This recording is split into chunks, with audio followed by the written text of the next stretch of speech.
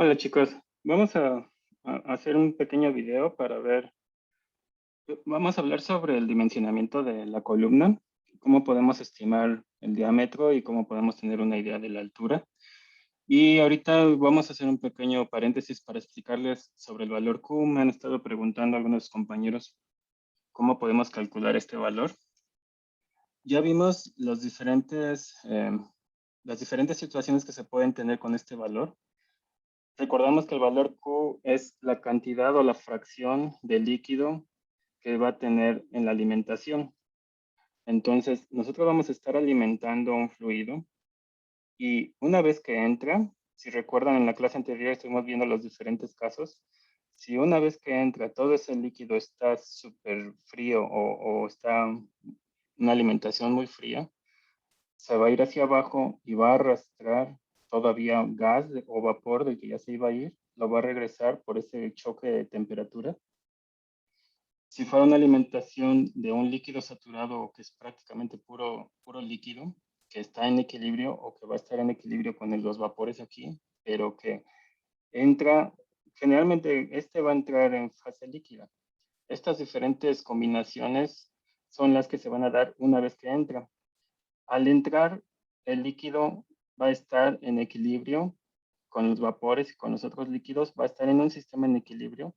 Entonces, es cuando se considera que el valor Q es igual a 1.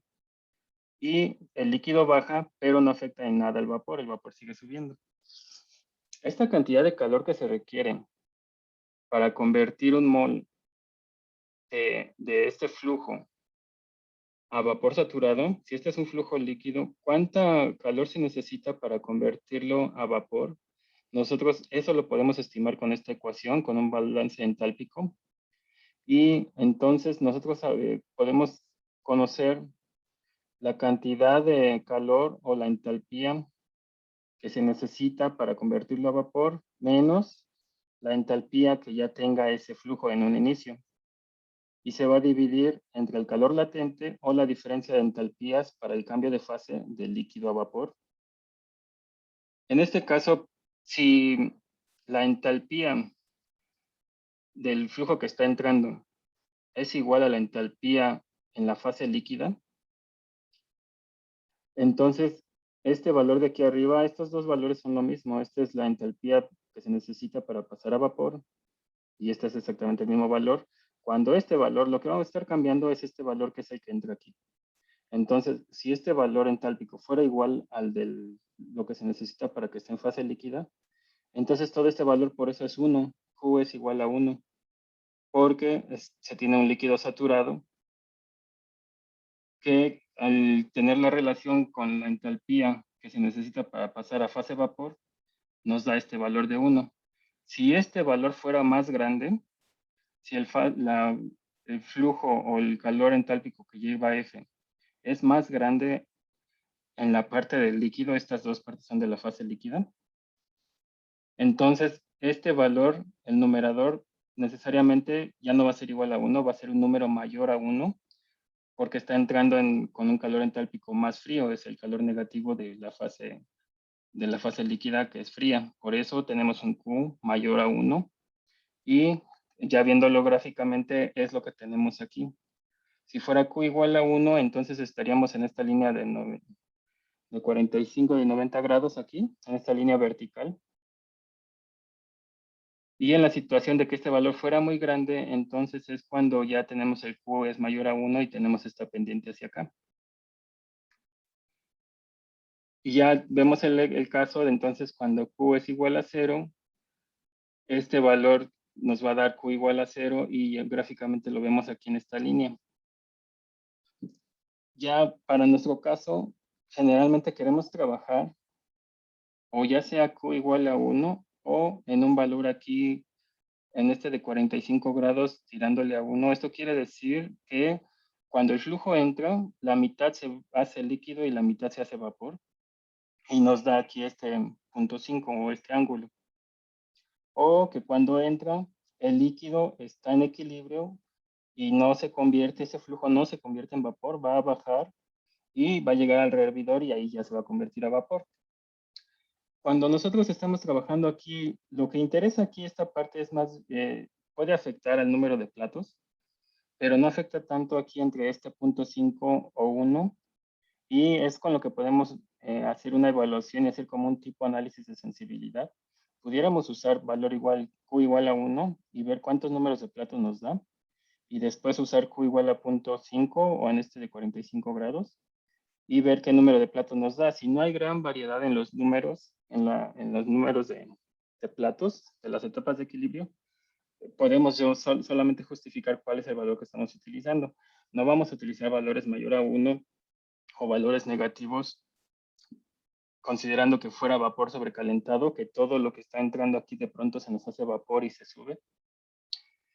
Y ya en el siguiente video les voy a poner otro video donde les voy a estar explicando cómo se va a correr la torre en Aspen, y ahí ya vamos a ver, poder comparar cómo lo hace Aspen y cómo nos está dando nosotros nuestros cálculos. Entonces tenemos estas tres ecuaciones en caso que quisiéramos hacer un cálculo más preciso.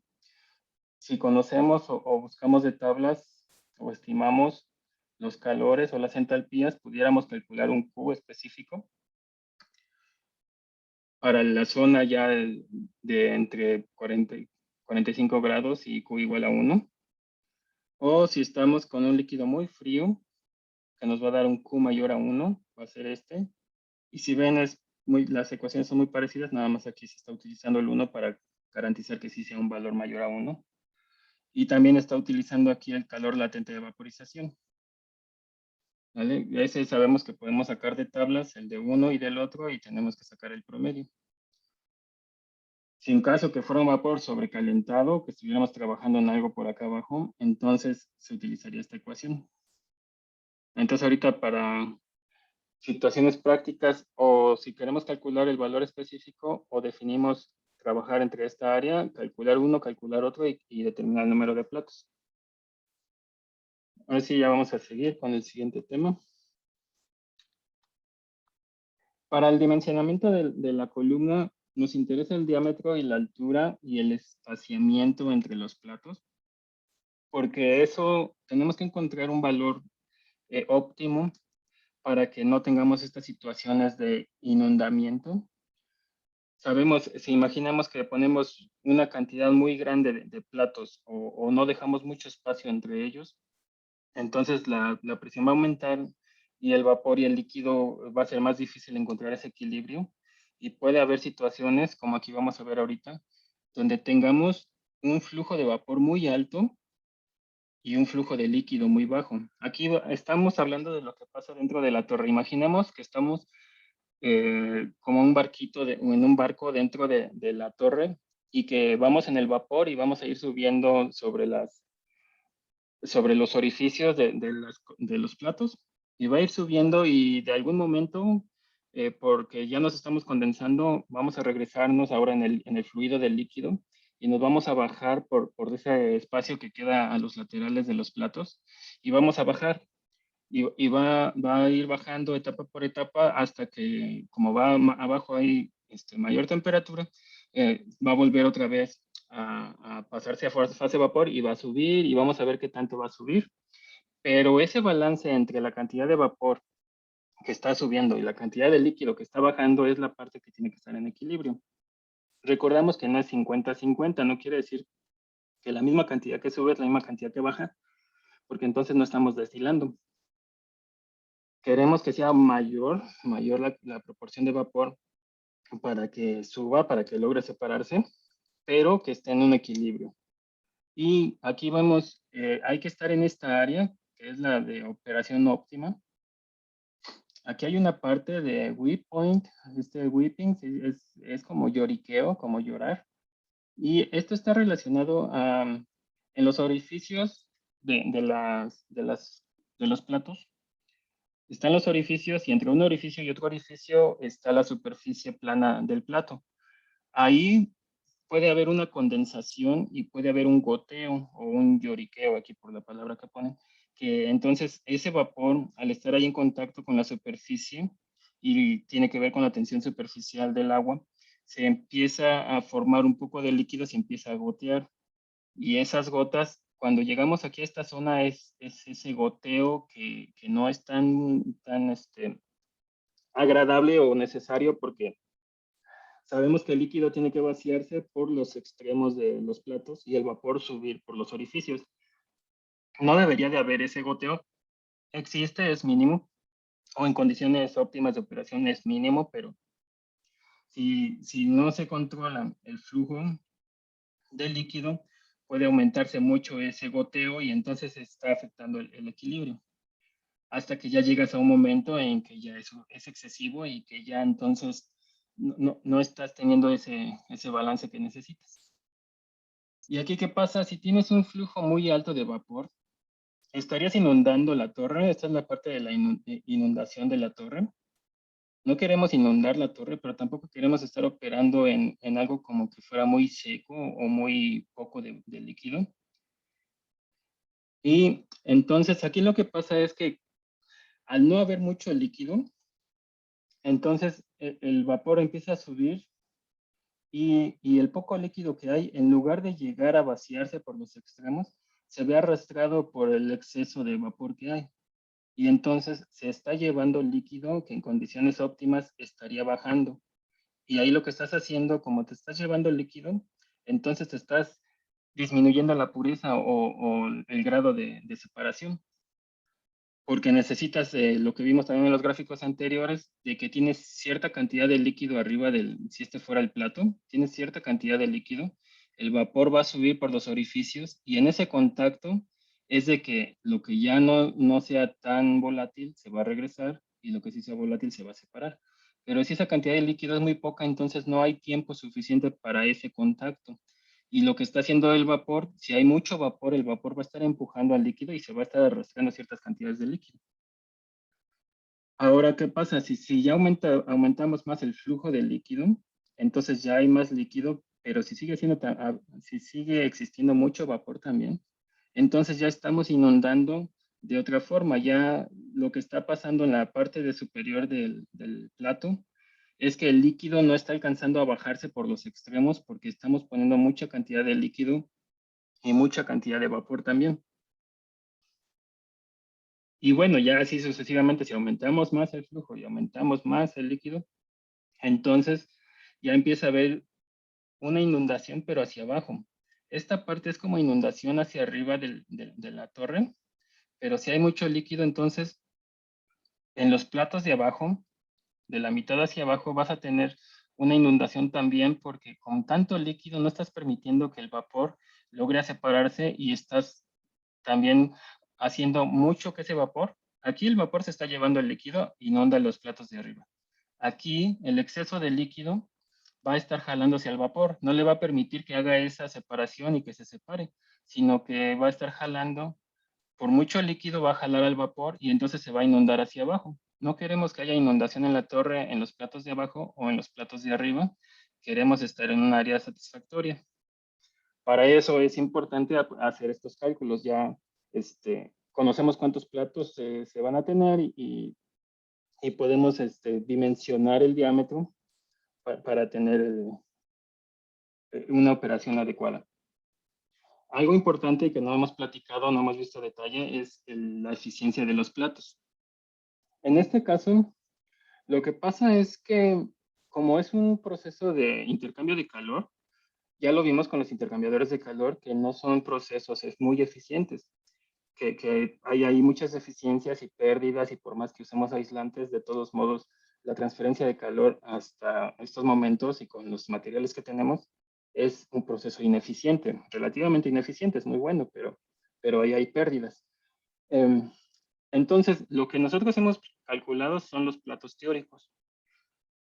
Y nosotros, considerando una eficiencia, podemos estimar el número de platos que se van a necesitar.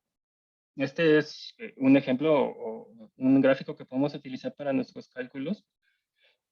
Podemos ver que la eficiencia en este experimento donde compararon diferentes columnas, desde hidrocarburos, alcoholes, eh, lo que significa que son torres muy grandes, hasta torres pequeñas a nivel laboratorio y algunas otras torres ahí que agarraron.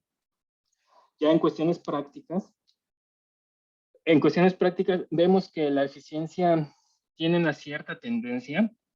Hay mucha variación, pero hay cierta tendencia entre la eficiencia de los platos y la multiplicación o el producto entre la volatilidad relativa del componente clave, del más volátil o del de mayor concentración, o el que ustedes consideren que es el componente clave de su sistema, multiplicado por la viscosidad de alimentación.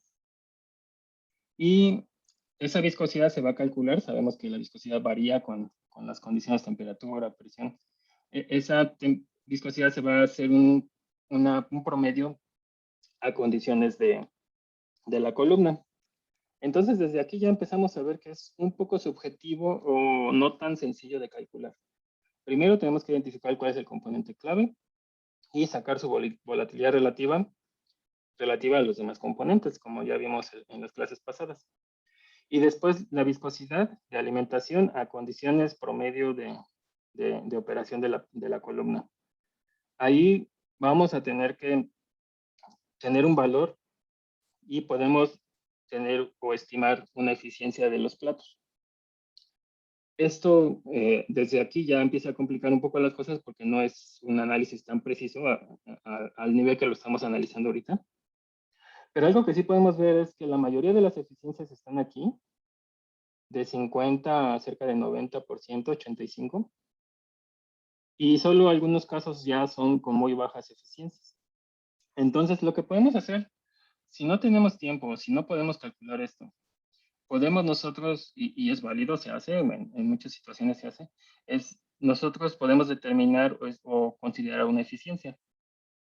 Y esto lo que nos va a decir, por ejemplo, si decidimos, queremos ser optimistas y escojamos 85-90% o escogemos el 70% o 60%, nos va a variar los números de platos. Entonces, vamos a ver si tuvieran los números de platos teóricos, que fueran 10 platos teóricos, esto lo que quiere decir es que siempre vamos a necesitar más de los que calculamos teóricamente. Entonces, con los números platos teóricos sacados del análisis gráfico, nosotros vamos a calcular aquí, nada más es arreglar la ecuación para que nosotros entonces calculemos el número actual de platos. Ese número actual siempre va a ser mayor. Entonces, ahora lo que ustedes pueden hacer es, en equipo, considerar cuál será la eficiencia que quieren considerar y calcular el número de platos. Y ya que lo corramos en Aspen, también podemos comparar qué es lo que nos está dando el resultado. Y ya que ustedes meten todo esto a Excel, va a ser relativamente fácil. Incluso pueden meter esos resultados en el reporte y decir, considerando 70% nos dan tantos platos teóricos, considerando 90% nos da tanto y nosotros decidimos tal por cual y dan su justificación y todo bien.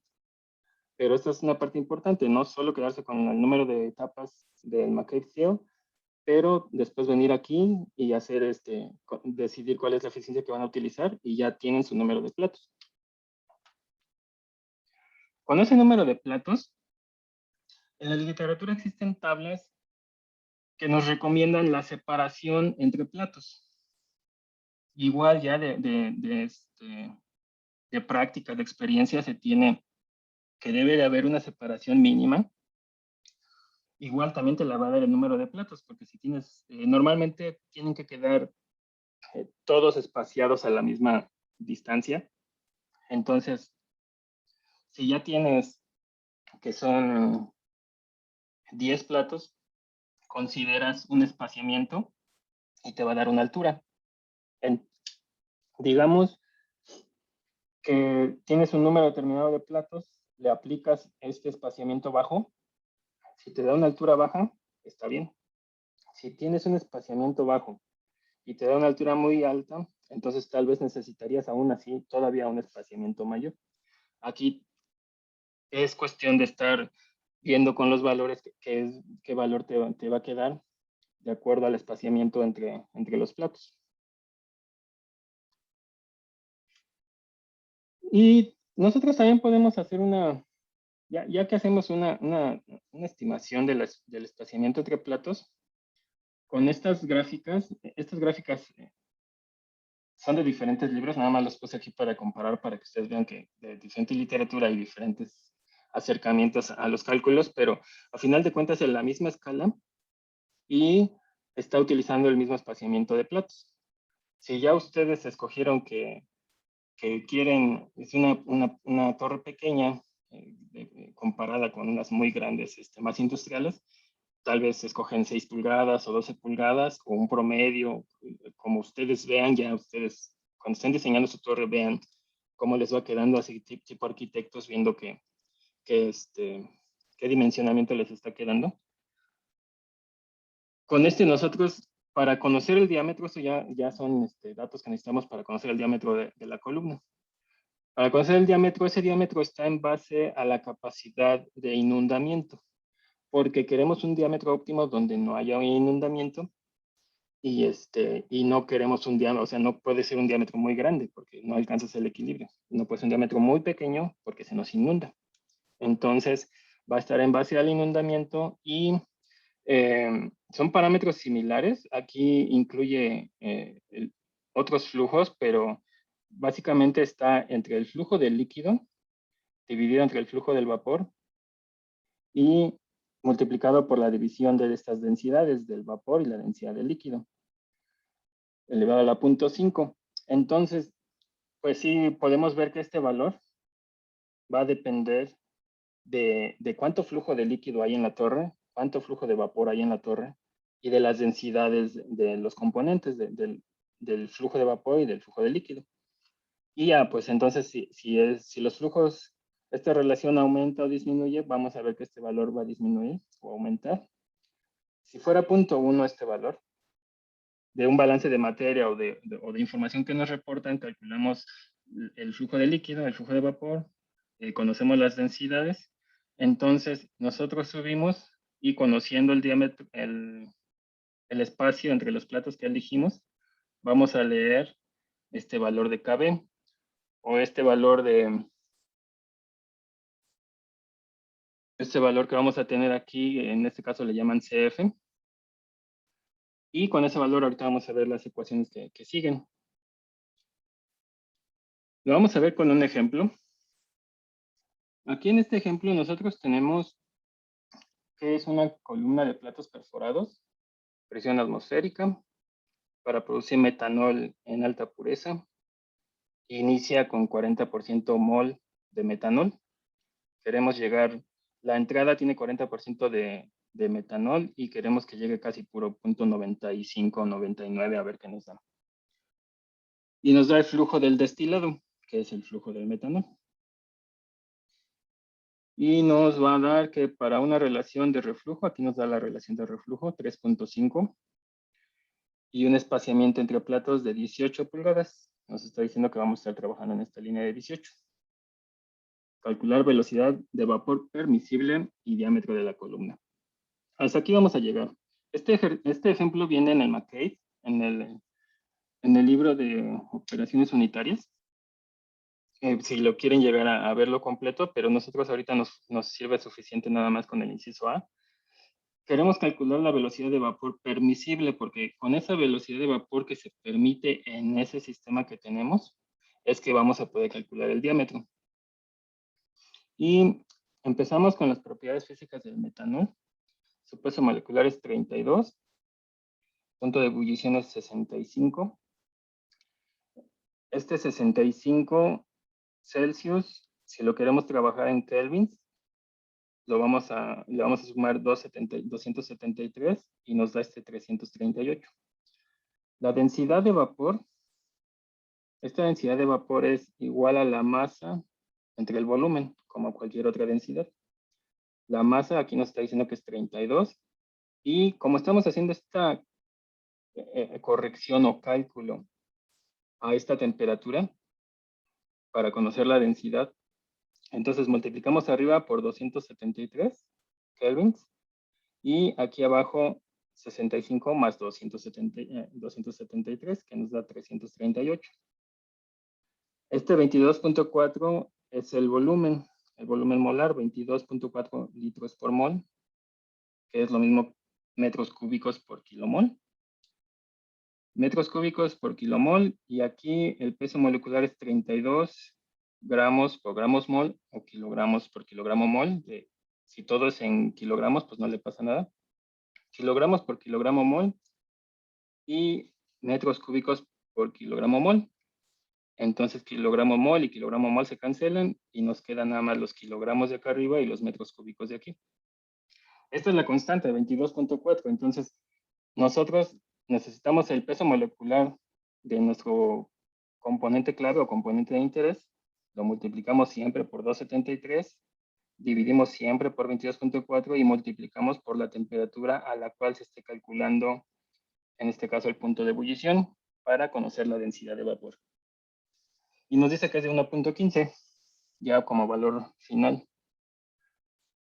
Y sabemos aquí también lo que queremos llegar a tener una densidad del líquido a esta temperatura. Esto fue para la densidad de la fase vapor. Pero ¿cuál es la densidad del líquido?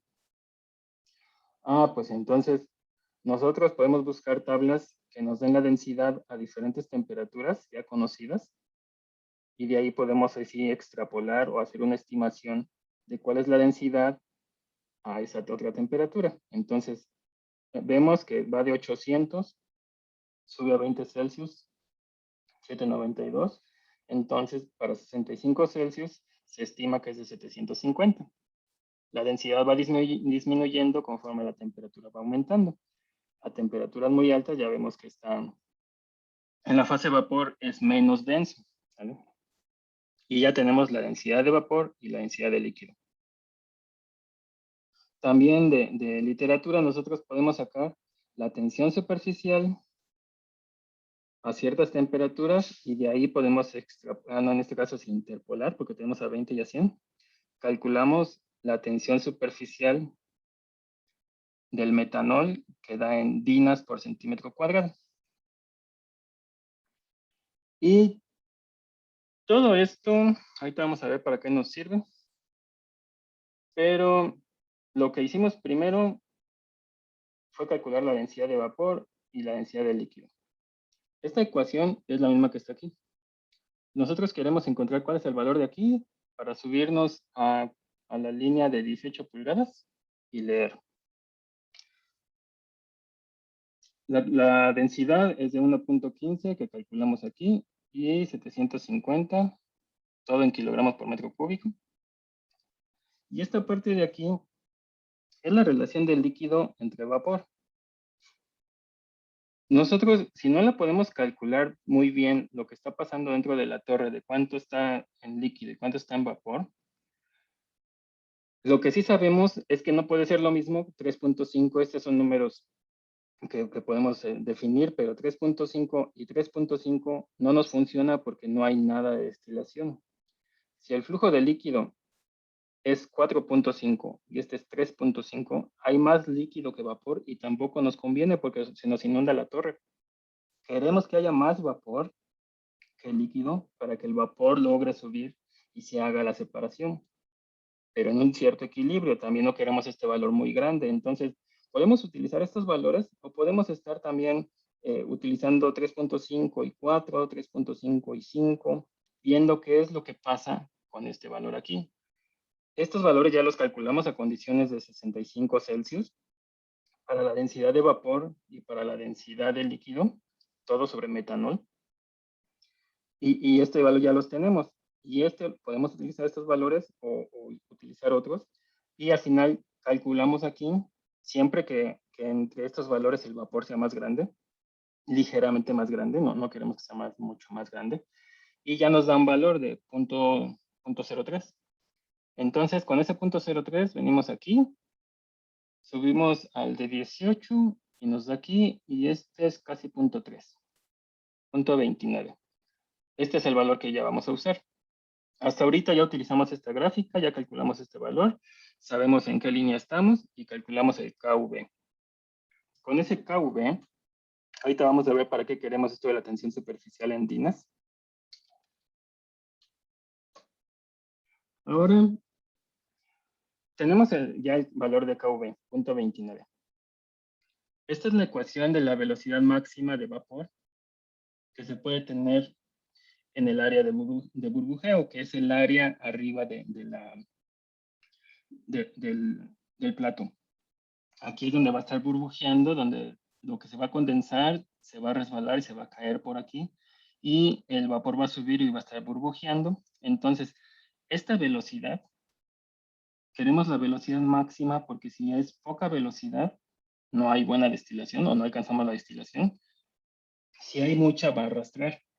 Entonces, queremos este valor de velocidad máxima, que está en función de esta relación del valor de KV y de esta relación de densidades. Esto tiene que ver con el inundamiento. El valor del KV, este es una constante o un parámetro de inundación que sacamos de esta gráfica y que va a depender del espaciado que hay entre los platos y que se calculó con esta relación aquí, que esta relación también tiene que ver de alguna manera con inundamiento, porque es cuánto flujo hay de líquido, cuánto flujo hay de vapor y qué tan densos son estos componentes. Ahora, pero es el inundamiento y también esta parte de la tensión superficial. Esta es lo que yo les decía que es lo que hace que cuando el vapor choca con la superficie, si pudiéramos ver esta placa por abajo, va a chocar y se va a condensar y va a estar goteando aquí. Quisiéramos que todo el vapor subiera y aquí arriba lo que se haga líquido se baje por aquí.